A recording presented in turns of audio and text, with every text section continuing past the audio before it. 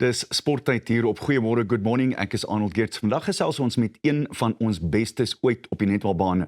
Carla Pretorius, staatmaker van Suid-Afrikaanse netbal, en sy maak nou weer gereed om die baan aan die brand te speel. Sy is daar in Bloemfontein. Sy praat direk van daar af met ons. Carla, hallo en welkom. Lekker om jou saam met ons te hê. Ek dink die eerste ding is toe jou spanlys uitgekom het, was ek dink baie mense verbaas om weer jou naam daar te sien. Vertel vir ons van jou besluit om 'n terugkeer te maak na die baan toe na 2 jaar wat jy afgevat het.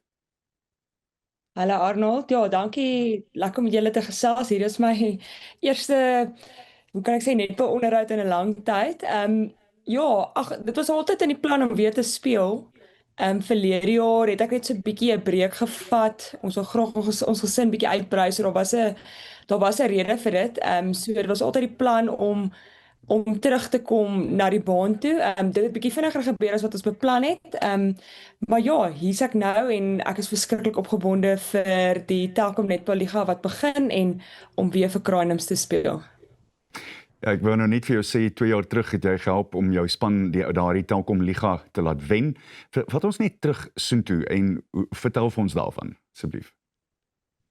Ja, dit was die eerste keer, ek moet nou die somme doen, maar eerste keer in baie jaar wat ek weer in ons nasionale liga gespeel. Ek het vir baie jare in die Suncorp Super Netball Liga gespeel in Australië.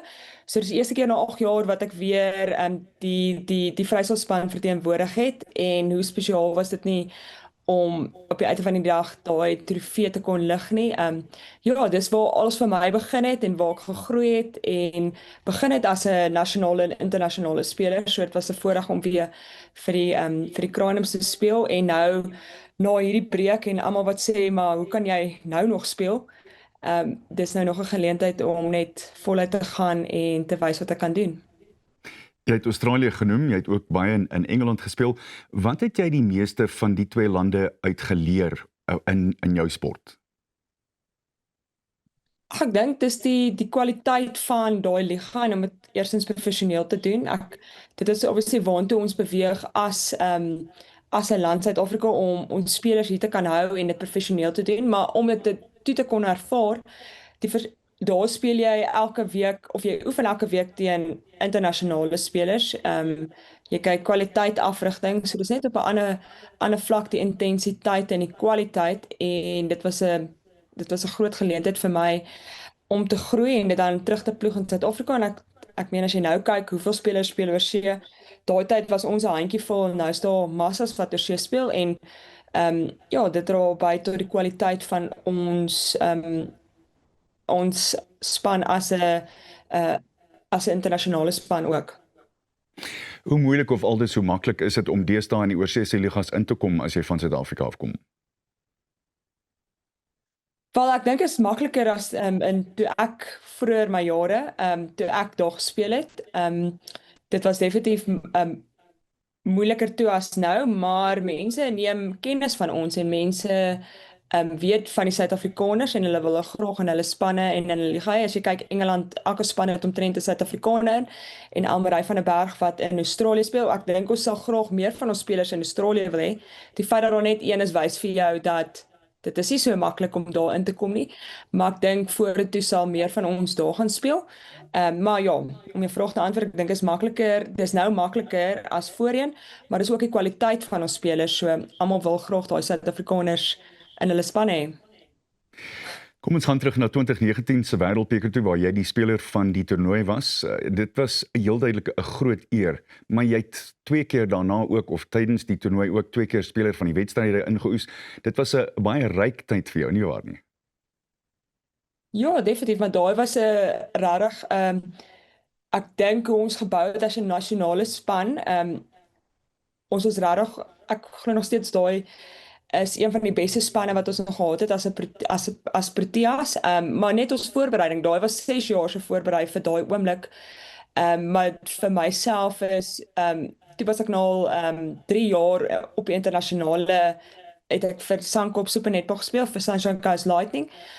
So ek het gegroei en ontwikkel en regtig saam met kwaliteitsspelers gespeel en teen kwaliteitsspelers en wonderlike afrigters gehad. So dit het altyd net bygedra tot my groei en my ontwikkeling, en ek het regtig daar, ja, ons weet ons kan nie netbal speel sonder ons span nie en ek dink almal was op die beste vorm wat hulle kan wees. Ek het nou maar net daai toekenning gekry, maar dis by van die dag was dit as gevolg van die wonderlike mense wat ek om my gehad het. Een ander oomblik wat vir jou altyd sal uitstaan in daai periode van jou lewe en jou spel? Wel 'n paar jaar aan om die wêreldbeker te kon gespeel het 2023 hier in Suid-Afrika en na ek ook my dogtertjie gehad het in 2022 en om terug te kon gekom het baan toe begin 2023 en toe om vir die Proteas te speel, maar ja, om my 100ste toets hier in Suid-Afrika te speel met my hele familie daar, my dogtertjie daar, was vir my 'n baie spesiale oomblik. Ons praat so gereeld oor hoe ons net daar is of net omtrent daar is. Wat het ons nodig om gereeld in die top 3 in die wêreld te wees? Wel ek almal kan onthou begin van die jaar wat ons daai toetsreeks teen Engeland verloor het. So ons is definitief op 'n opwaartse kurwe met die Proteas. So ek dink op die uit van die dag vir nou waar ons is dit goed dat so baie spelers oorsee speel, want hulle kry daai professionele omgewing, oefen elke dag netbal, speel, dit is hulle werk vir die seisoen. So ek dink dis 'n goeie ding op die oomblik. Maar ons wil ook 'n goeie liga hierso hou wat ek glo ons doen. Elke jaar raak dit net beter en beter, die Telkom Netball Liga. So terwyl daai klomp oorsee speel en goeie kwaliteit kry, hier tuis is daar ook 'n goeie omgewing vir spelers om te groei en ontwikkel en dan met die Proteas dit net weer bymekaar bring en dan is dit die Commonwealth Games wat dan opkom, maar op die einde van die dag wil jy hê dit moet professioneel wees in Suid-Afrika ook. Dit moet ook dieselfde kwaliteit en intensiteit wees as wat dit in Australië ideaals is, maar dan alternatief is 'n land soos Engeland. Carla, as ons vandag 1 of 2 afrigters het van skole wat netbal afrig, wat sê jy vir hulle gee as 'n wenk wat jy miskien nie genoeg sien op die bane vir die jonger dametjies nie? Ek dink die grondslag, die basics.